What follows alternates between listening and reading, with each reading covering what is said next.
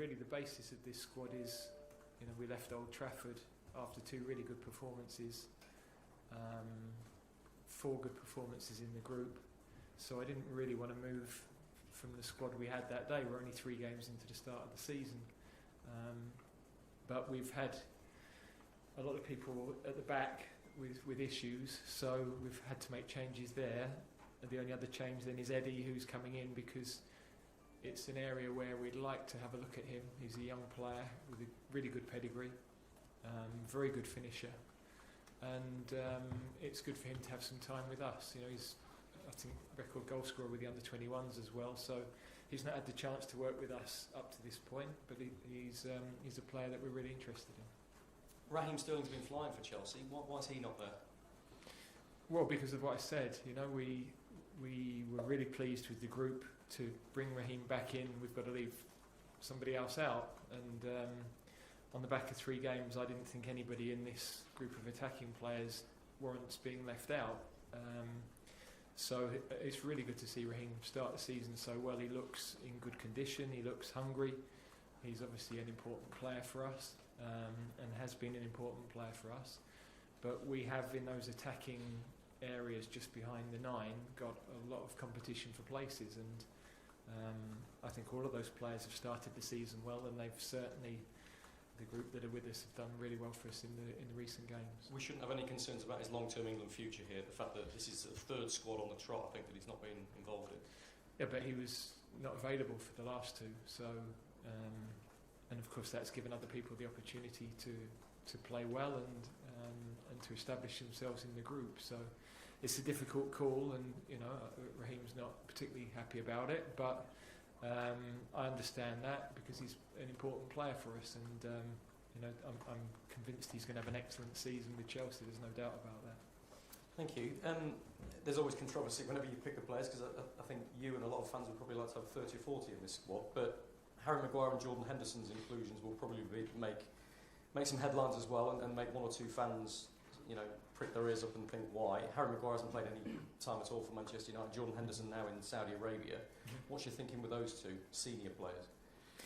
Well, with Harry Maguire, we've lost a lot of experienced players in terms of caps at centre half, so we're giving some less experienced players the opportunity to come into the squad.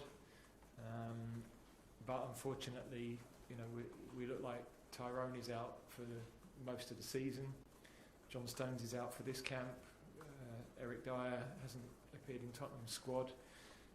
So if I'm looking at all the players we've given caps to in the last few years, Connor Cody's also out and playing in the Championship now. So there is a space there, and I think for these 2 games it's important we have some experience in that area of the pitch.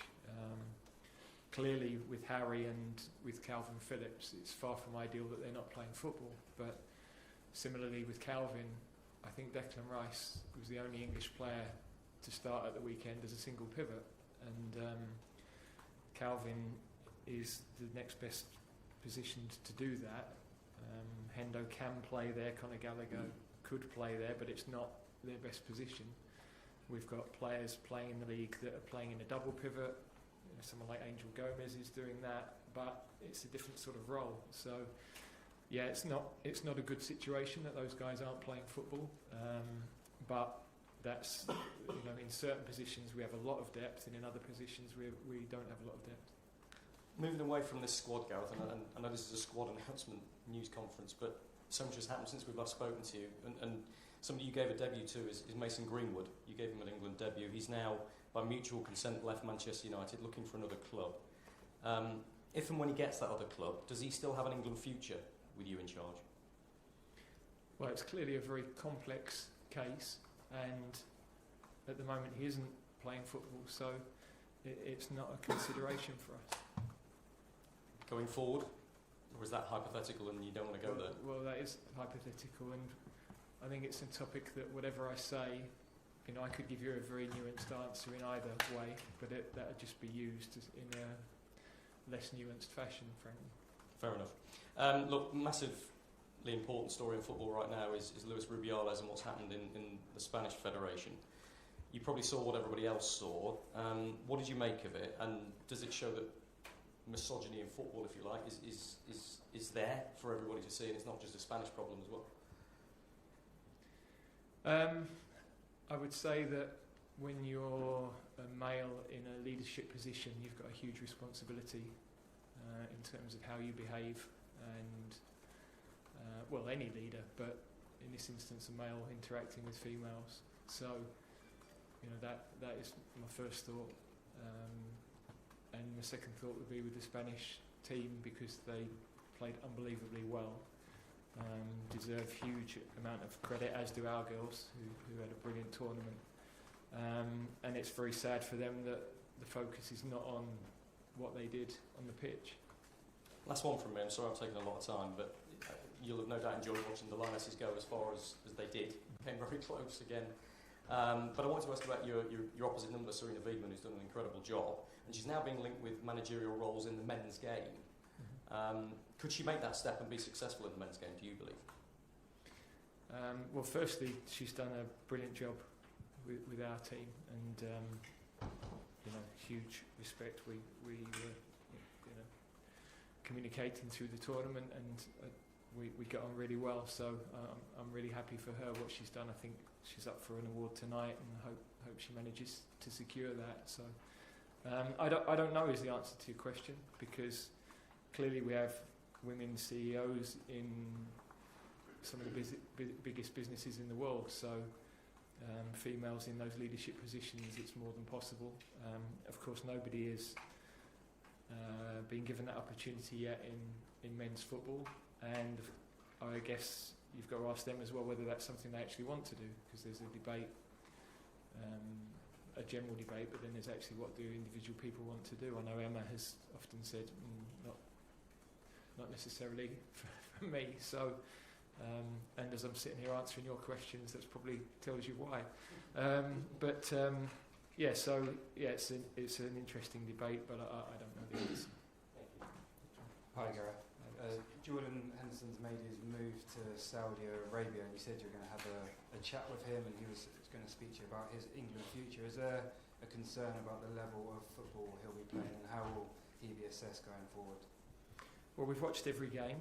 The key as we move forward is going to be the physical intensity of the league, and because of the heat as well, whether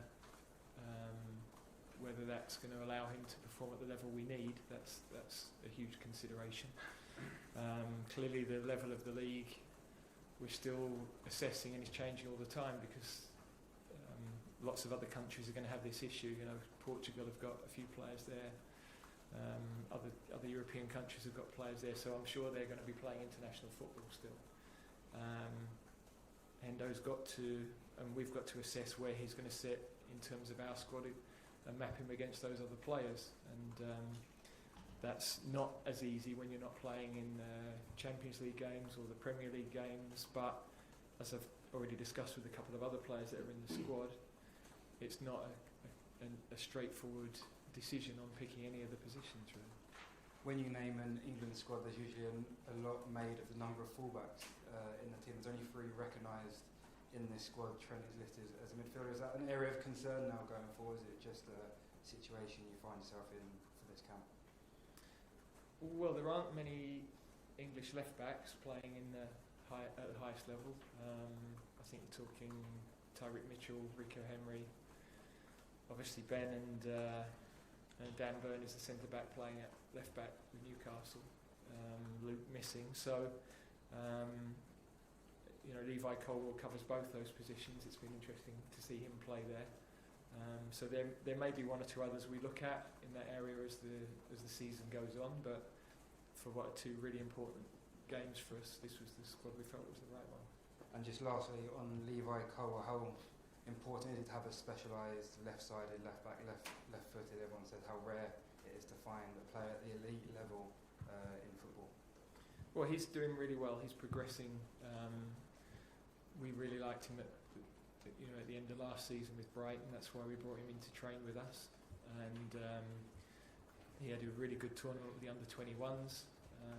So he showed under pressure that he could cope with those things. has started well with Chelsea in a slightly different position. It's not ideal for him in that it's something he hasn't done for a while, but he has done it in the past. It's very early stages in his career, but he's really made good progress. Thanks, Alex. Please raise your hand if you do have any further questions, but for now, you pass it back to Rocktown, the Athletic. Sorry. Gareth, just on Jordan Henderson, with England choosing to not wear the One Love armband at the World Cup, and now one of the senior squad members playing in Saudi Arabia, does football in general, including the England team, need to accept that LGBT fans are not their priority when it comes to the moments that really matter?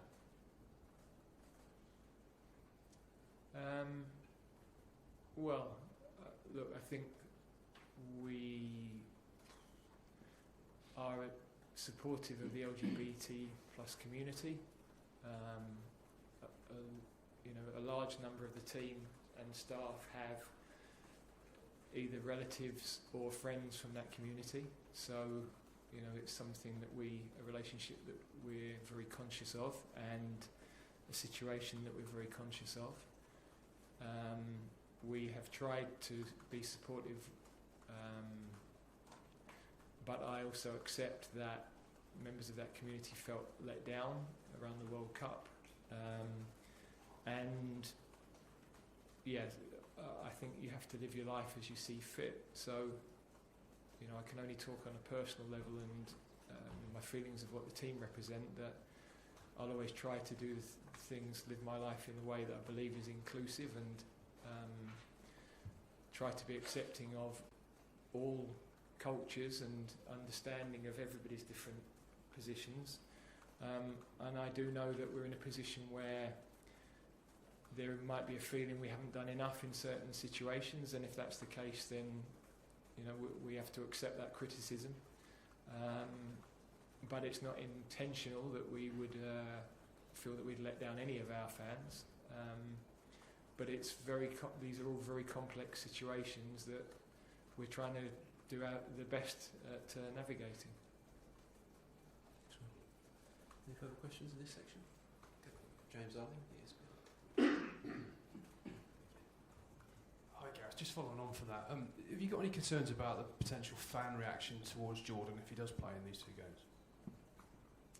Because of what? Well, because of the controversy around his move to Saudi Arabia and the fact that obviously he's not played in England since he's moved. No, I mean, I don't really know.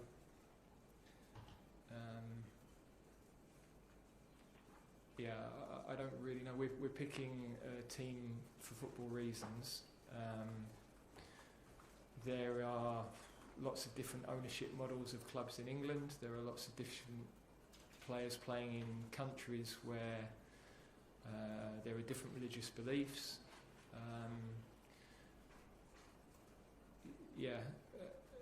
I don't really know why a player would receive an adverse reaction because of where he plays his football. That of course is a personal choice, but I think it's really difficult to.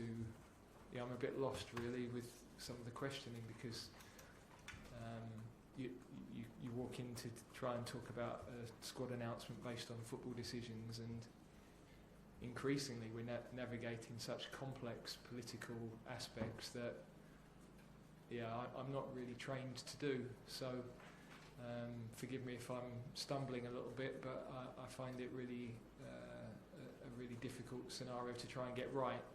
We'll do the best we can, and we are trying to make the decisions on any number of reasons, but I have to pick a squad based on the players that we think can get us qualified for a European Championship, and that's why we've picked the squad we have. Let me ask you a more positive one then about Harry Kane. He's obviously moved to Bayern. I just wondered did he seek your advice at all? Did you speak to him before he made that move? And what does it say about, what messages it sends to the younger players that an England captain, 30, prime of his career, is prepared to go and play abroad? Yeah, I think it's a really good challenge for him. Bayern Munich's a huge football club. He's leaving a big football club here. to go to the biggest one in Germany. He's going to be expected to be challenging for trophies every game he plays.